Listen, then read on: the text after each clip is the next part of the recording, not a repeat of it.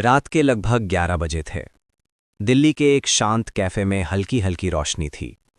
कांच की दीवारों के बाहर बारिश हो रही थी। कैफे के कोने में दो लोग बैठे थे।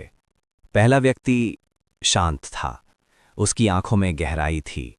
उसके बोलने का तरीका बेहद संयमित था। दूसरा व्यक्ति बिल्कुल अलग था। उसकी आवाज तेज थी। उसके चेहरे पर अजीब सा आत्मविश्वास था और दोनों के बीच एक बहस चल रही थी। पहला व्यक्ति किसी विषय को समझा रहा था, तर्क के साथ, उदाहरण के साथ और पूरी शांति के साथ। लेकिन दूसरा व्यक्ति हर बात को काट रहा था। ये सब किताबों की बातें हैं, तुम्हें असली दुनिया का अनुभव नहीं है। वो हंस रहा था, लोगों की तरफ देखकर मुस्कुरा रहा था और बार बार अपनी बात को सही साबित करने की कोशिश कर रहा था। करीब 20 मिनट तक बहस चलती रही। फिर अचानक पहला व्यक्ति चुप हो गया।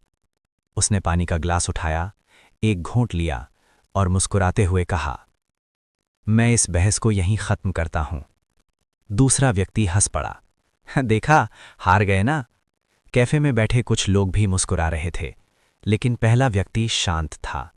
उसने धीरे से कहा, मैं हार नहीं रहा, मैं बस मूर्खता से दूरी बना रहा हूं।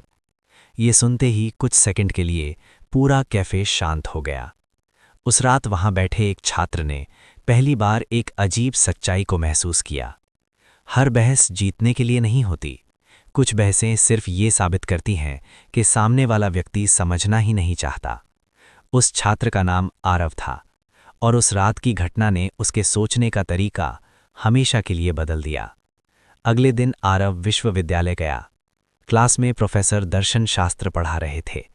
उन्होंने एक नाम लिया, आर्थर शोपेनहावर।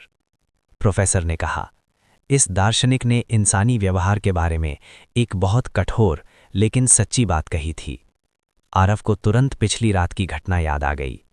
प्रोफेसर आगे बोले, दुनिया में दो तरह के लोग होते हैं। पहले, जो सच को समझना चाहते हैं।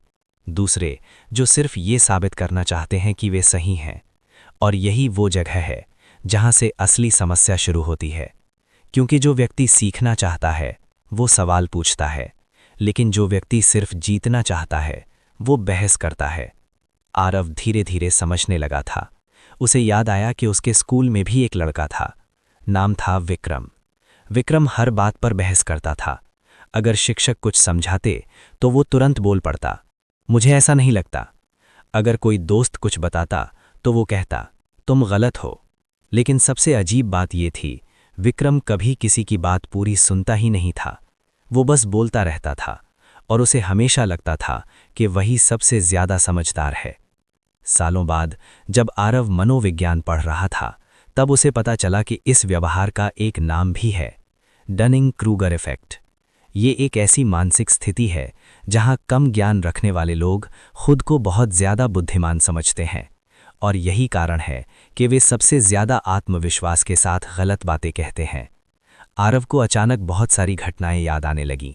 सोशल मीडिया पर होने वाली बहसें, टीवी डिबेट्स और रोजमर्रा की जिंदगी के झगड़े।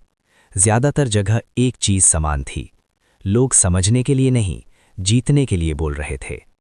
एक दिन आरव मेट्रो में सफर कर रहा था। दो लोग जोर जोर से बहस कर रहे थे। विषय था राजनीति। पहला व्यक्ति आंकड़े बता रहा था, दूसरा व्यक्ति बार बार बोल रहा था, ये सब झूठ है। पहला व्यक्ति समझाने की कोशिश कर रहा था, दूसरा व्यक्ति सिर्फ आवाज ऊंची कर रहा था। 15 मिनट बाद पहला व्यक्ति चुप हो गया। उसने फोन निकाला और दूसरी तरफ देखने लगा। दूसरा व्यक्ति अभी भी बोल रहा था, लेकिन अब उसकी आवाज खाली हवा में गूंज रही थी। तभी आरव को शोपेनहावर की बात याद आई, कभी कभी सबसे बुद्धिमान प्रतिक्रिया कोई प्रतिक्रिया नहीं होती। कुछ हफ्तों बाद आरव की जिंदगी में एक और